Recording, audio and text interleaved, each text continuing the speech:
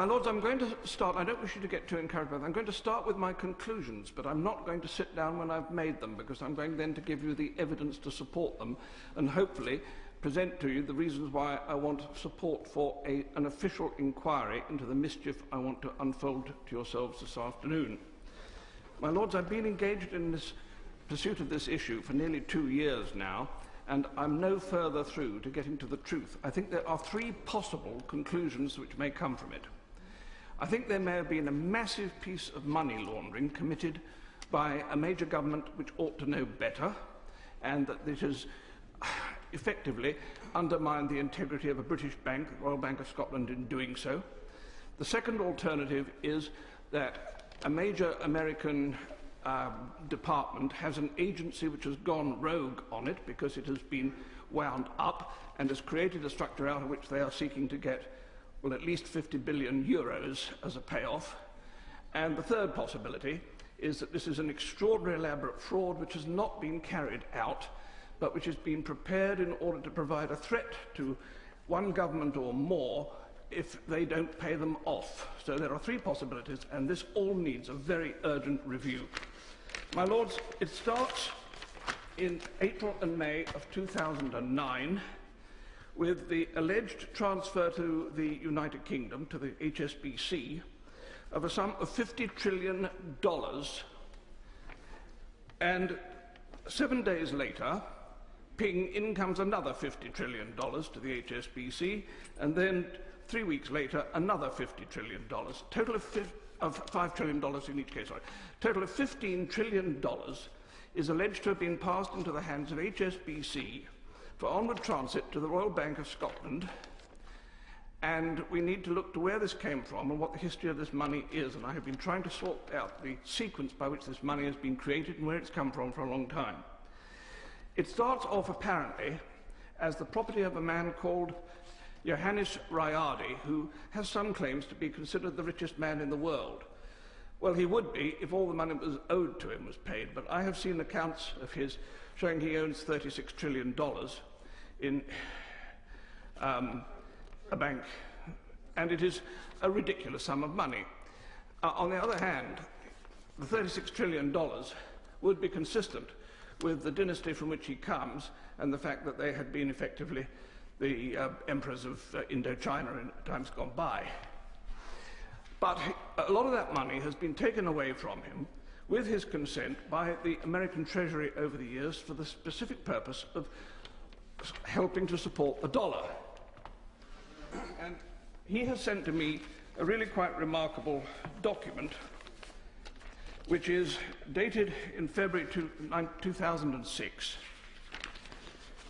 in which the American government have called him to a meeting with the Federal Reserve Bank of New York, which is neither Federal Reserve nor a bank. It's a bit like Celebrity Big Brother. It's got 3 names to describe it, and none of them are true. And this document, which is quite astonishing, purports to have been a meeting which is witnessed by Mr. Alan Greenspan, who signed for the Federal Reserve Bank of New York, of which he was chairman, as well as the real Federal Reserve Bank in Washington. And it is signed by Mr. Timothy Geithner, who as a witness on behalf of the International Monetary Fund, who sent 2 witnesses, the other one being Mr. Yasuki Horiguchi. And these gentlemen have signed as witnesses to the effect that this deal is a proper deal.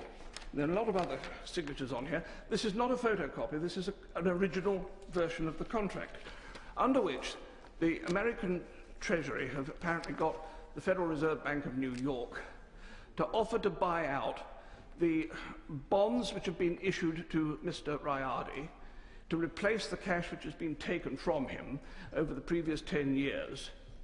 And they're giving him $500 million as a cash payment to buy out worthless bonds. Now, this is all in the agreement, and it's very remarkable. I would have thought establishing whether this is a correct piece of paper or not is just 2 phone calls away, one to Mr. Geithner and one to Mr. Greenspan, both of whom still prosper and live, so they could easily confirm whether they signed this. Mr. Riardi has by passing these bonds over, also put at the disposal of the US Treasury the entire asset backing which he was alleged to have for the 15 trillion. I now have a letter here from the Bank of Indonesia which says that the whole thing was a pack of lies, that he did not have the 750,000 tons of gold which was supposed to be backing it. He only had 700 tons. And this is really a piece of complete fabrication. Finally, I have a letter here from Mr.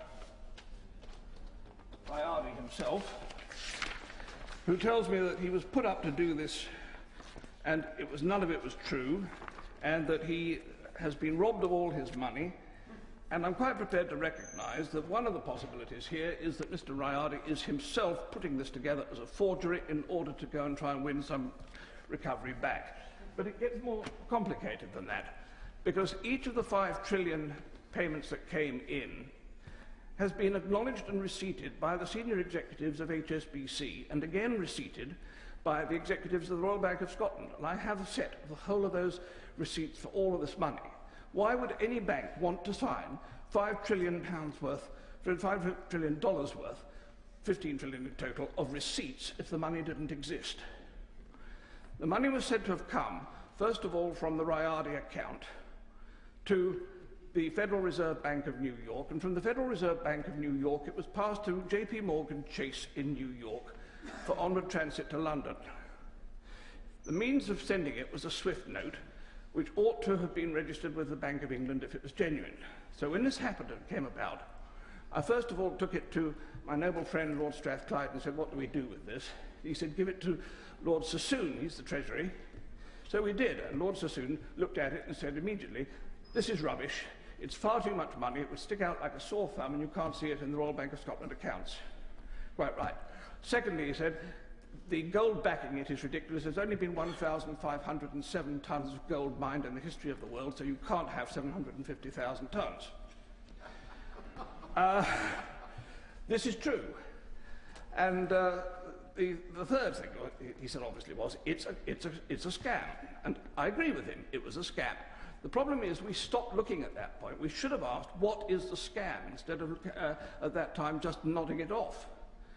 And we have never really resolved this, because today I have this quite frightening piece of paper, which is my justification for bringing it into this meeting today, which is available on the internet, and I'm astonished that it hasn't already been unearthed by the Treasury, and every alarm bell in the land should be ringing if it has, because this is the General Audit Office of the Federal Reserve, the real Federal Reserve in Washington, and its audit review in end of July 2010 on the Federal Reserve Bank of New York. It has on it some 20 banks listed, to which $16.115 trillion are outstanding in loans. My lords, that is the sore thumb that was being looked for by Lord Sassoon. But more particularly, there are 2 other very interesting things with this. The first is that Barclays Bank have got 868 billion of loan. The Royal Bank of Scotland has got 541 billion, in which case one has to ask, as they could have earned in 3 weeks enough to pay off their entire indebtedness to the taxpayers in Britain, why they have not done so, and could we please ask them to put a cheque in the post tonight for the whole 46 billion.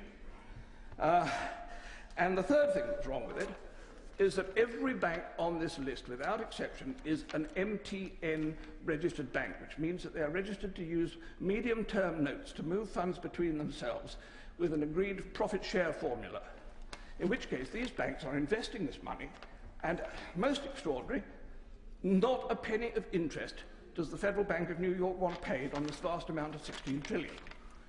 Anyone amongst yourselves who knows what the IMF rules are will immediately smell a rat, because the IMF has very strict rules for validating dodgy money. There are 2 ways of doing it.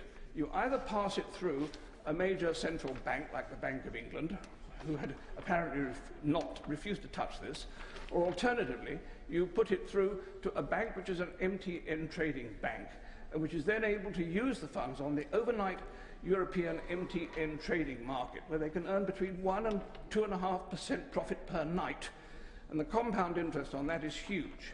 So there is a vast profit being made with this money somewhere if it is in fact genuine. So, my lords, I believe that this is such an important issue now that I've put everything I've got on the subject into a 104 megabyte memory thumb, and I want the government to put this to some suitable investigative bureau and take everything I've got on the subject and find out what the truth is of what is going on here, because there is something very seriously wrong. Either we have a huge amount of tax uncollected on profits made, or we have a vast amount of money festering away in the European banking system, which is not real money, in which case we need to take it back. My lords, I ask for an investigation, and please support my plea. My lords, I'm quite happy to believe everything that Lord James of BlackHeath has